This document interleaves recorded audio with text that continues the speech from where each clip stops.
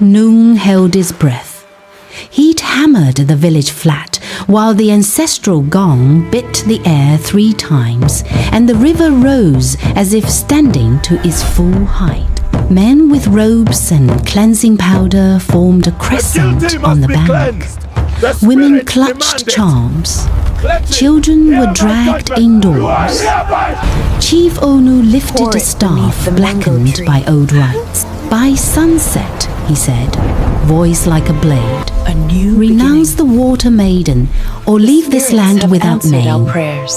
The drums answered, 1 beat for life, 1 for death. Kelechi did not move. Dust blistered his feet. Behind him, the mango tree hissed in the wind like a warning. Before him, the current coiled, silver and patient. From the road of noon she came, barefoot, silent, white cloth peeling the light, eyes calm as a deep river. He stepped into her path, and the world tightened. Rain fell without clouds. A glint ran along her calf scale, then skin. A murmur rippled through the elders. Someone scattered powder at Kelechi's toes. The circle snapped shut like a snare. The river spoke from everywhere and nowhere. Return what belongs to us. Law of the unseen, cut through his chest, offend a soul. Pay, repent, be redeemed.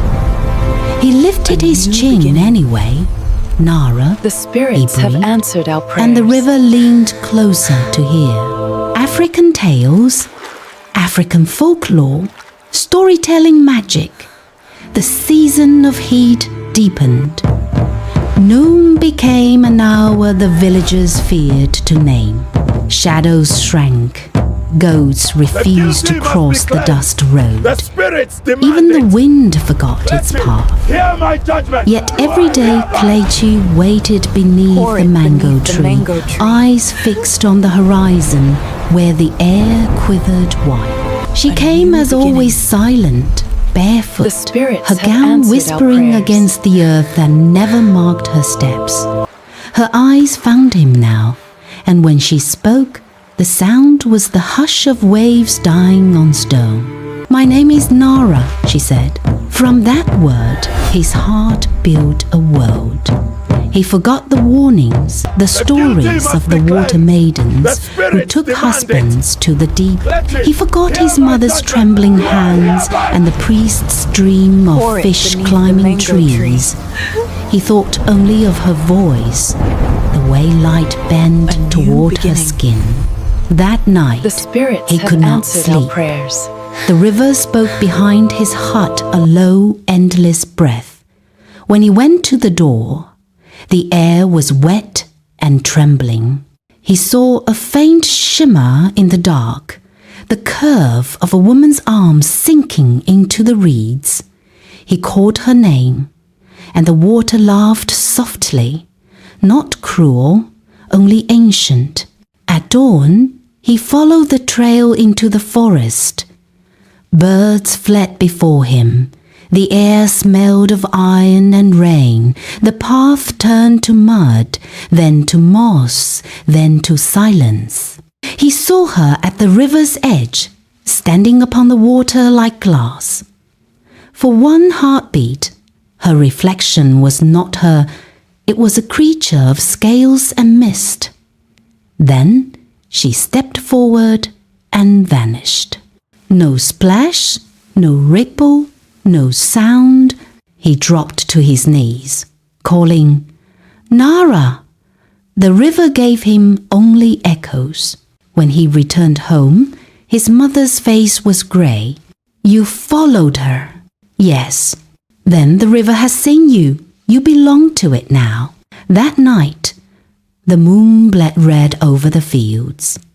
He dreamed of Nara floating in blue light, whispering, Don't stop loving me, Kelechi.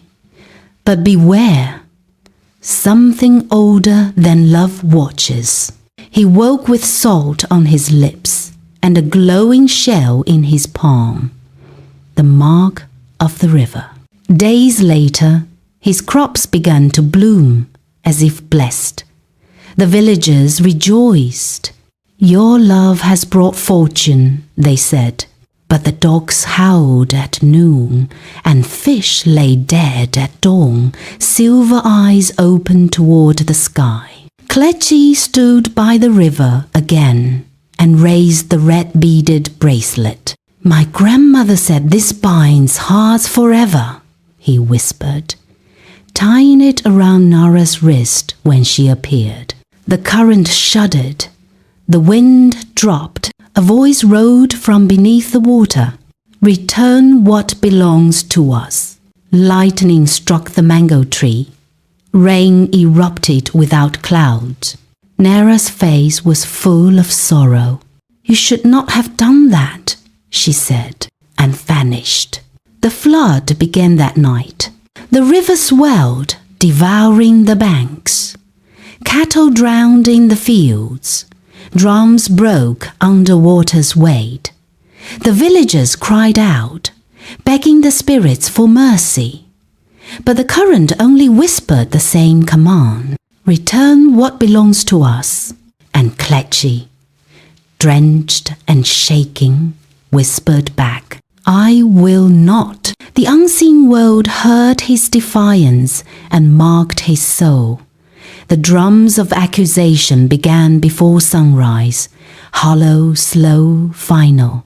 They carried through the fog like the pulse of something dying. By the time the sun lifted, the whole village was gathered in the square, faces streaked with ash, eyes glittering with fear. The council of elders sat in a circle, carved canes striking the earth in rhythm with the drums. Klecci stood barefoot in the center. Mud clung to his ankles like shackles. The mango tree's shadow fell across his face, the only shade that dared to touch him. Chief Onu spoke first. His voice was not his own, it carried the weight of ancestors. "Since the day you took the river walker's hand, blessings and curses have walked side by side. Crops bloom, but children drown."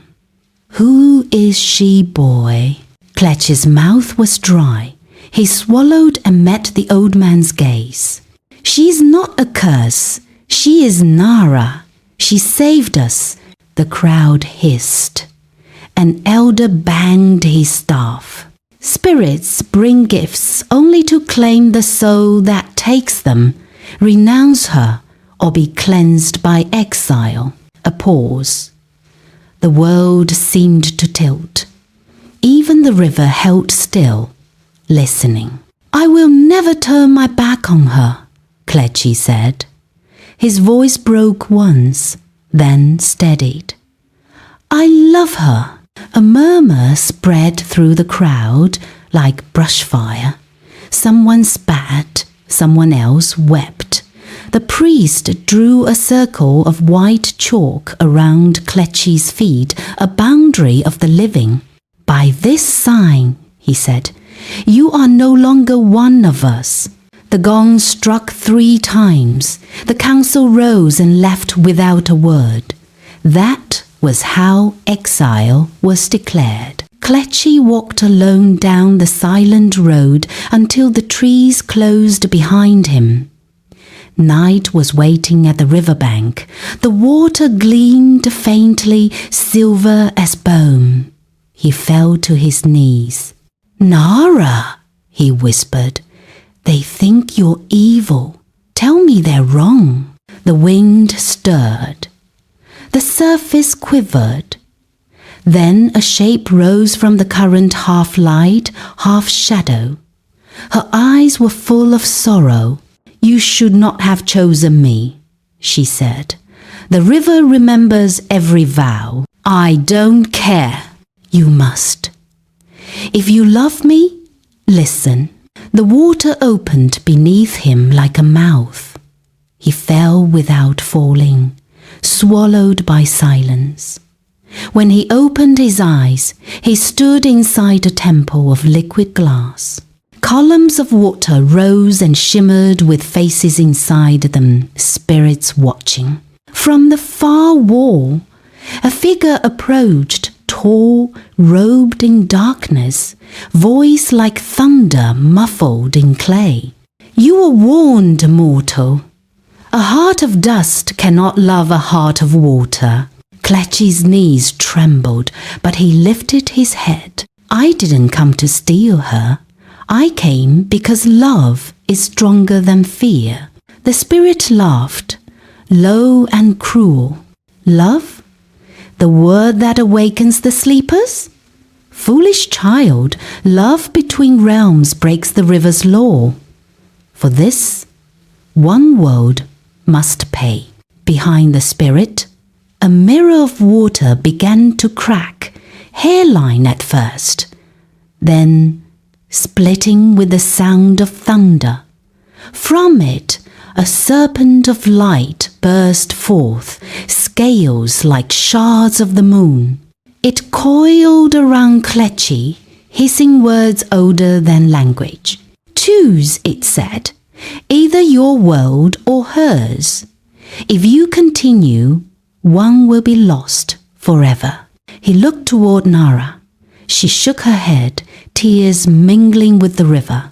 Don't, she whispered. It's already too late. But Kletchi's heart had never known surrender. He shouted, I choose her. Silence, vast and crushing. The serpent's eyes flared.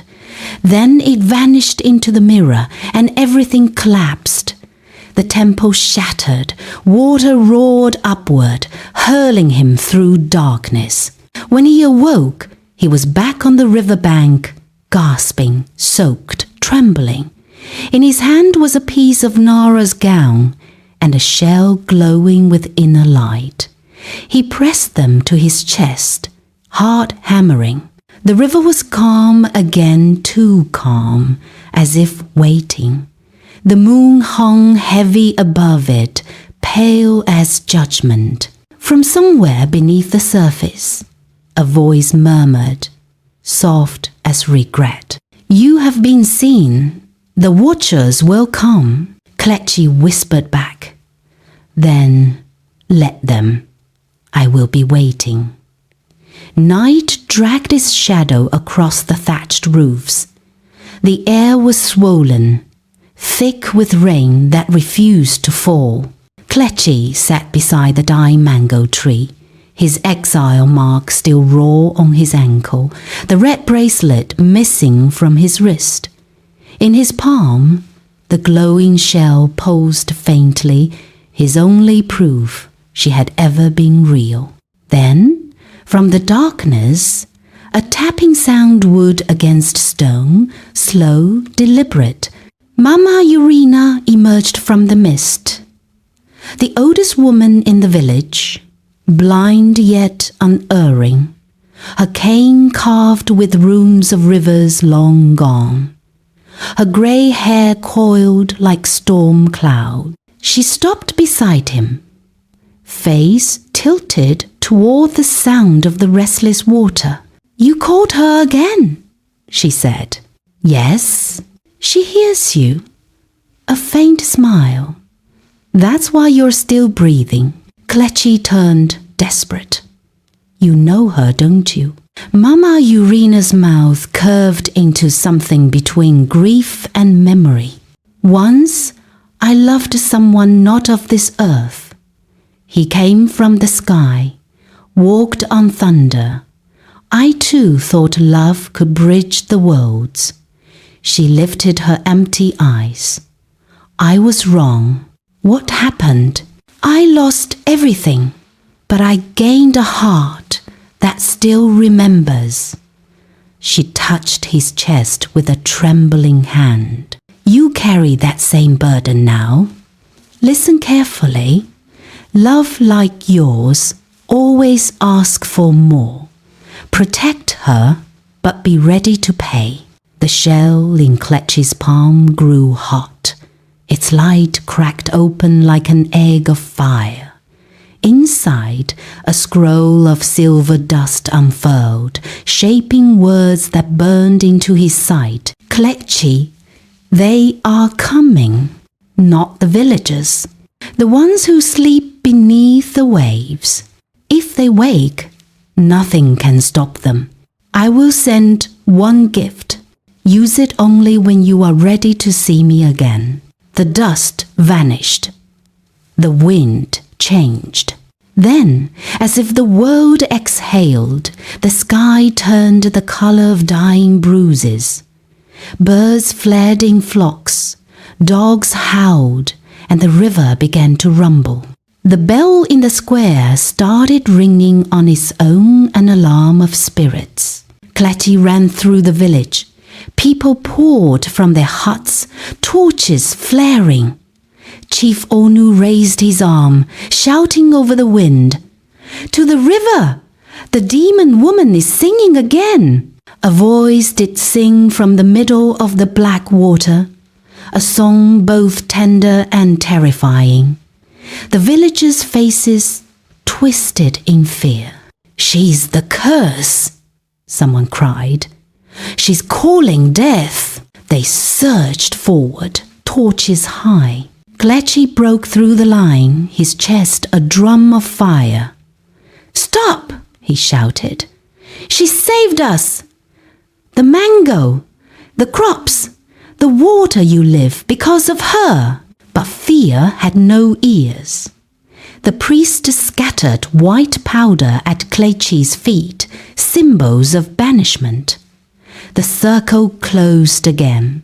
Chief Onu stepped forward, hand trembling on his staff.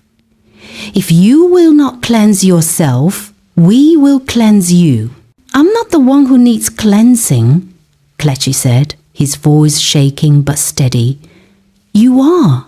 For your fear." The torches flared higher. Then wind. A sudden blast ripped through the crowd. Flames snuffed out. Darkness dropped like a curtain. Screams scattered. Then silence. In that hush, only one sound remained. A whisper against his ear, soft as breath. "Klecci, I'm here." The darkness rippled, and she stepped from it, Nara, pale as moonlight, her hair dripping starlight. Her eyes glowed not with wrath, but with something older sorrow and love bound into one. The villagers could not see her. They saw only the air tremble, the water boiling in the river, the shapes moving beneath the surface. Chief Onu fell to his knees. "The guardians," he gasped. "She's called them." Nara looked at Klecci. "You must go. Tonight, the river judges. I will not leave you." "You must." Her hand brushed his face, and for a moment the world felt clean. Then the ground shook. The water turned black. From the depths, something immense stirred eyes like suns behind the veil. Mama Urina's voice echoed faintly from afar, carried by wind and memory. "Be ready. Love always asks for more." The earth split. Klecci's feet slid toward the river, the shell in his palm burning. He screamed her name. "Nara!" Her voice cut through the roar. "If you love me, stand. The river cannot take what refuses to kneel." He planted his feet against the pool, defiant. The storm exploded.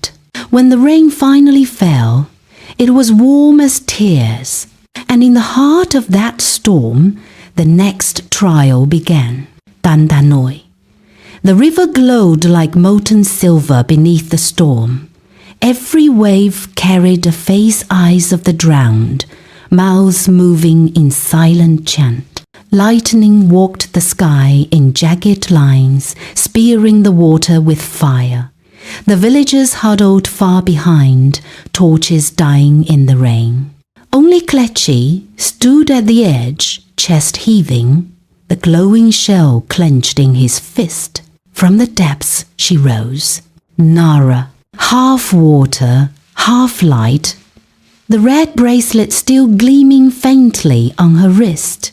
Her hair flowed behind her like a black river. Her eyes were sorrow itself. "You shouldn't have called me," she whispered. "They have awakened." Behind her, the surface tore open.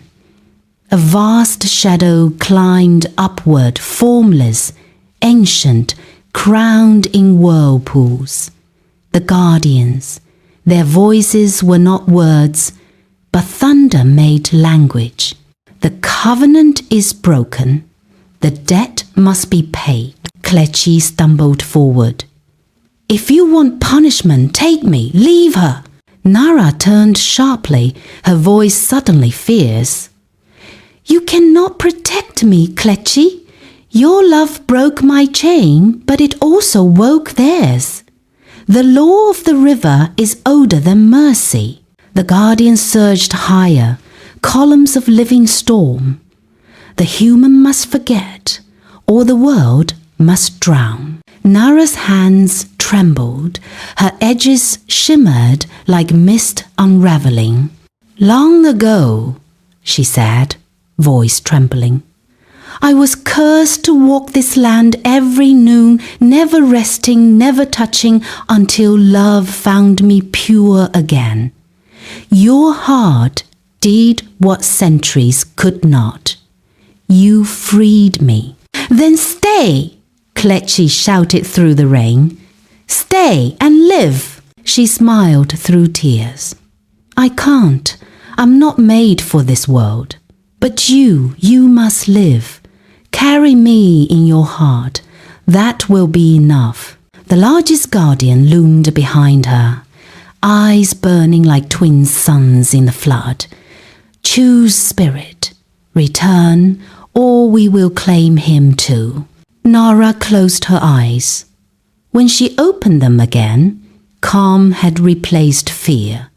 She reached into the river. The water obeyed her hand, spiraling upward in a column of light. From it, she drew a small jar filled with silver glow. "This," she said, pressing it into his palm, "is the river's soul. Pour it into the soil beneath the mango tree. Let life grow from our sin. Let that be our atonement." He took it, shaking. "Will I ever see you again? In the wind, in the river's song.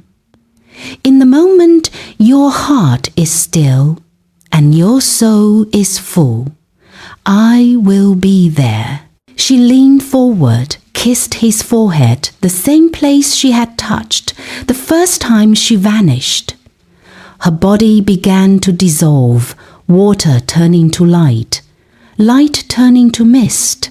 The guardians lowered their heads, a gesture older than pity. The thunder faded to murmurs. The flood began to withdraw. Kletchi fell to his knees as she faded into the river, her gown dissolving into foam. The last sound she made was not a word, but the hum of peace, the sound of the curse breaking. When dawn came, the village awoke to stillness. The water had receded, leaving the fields shining clean.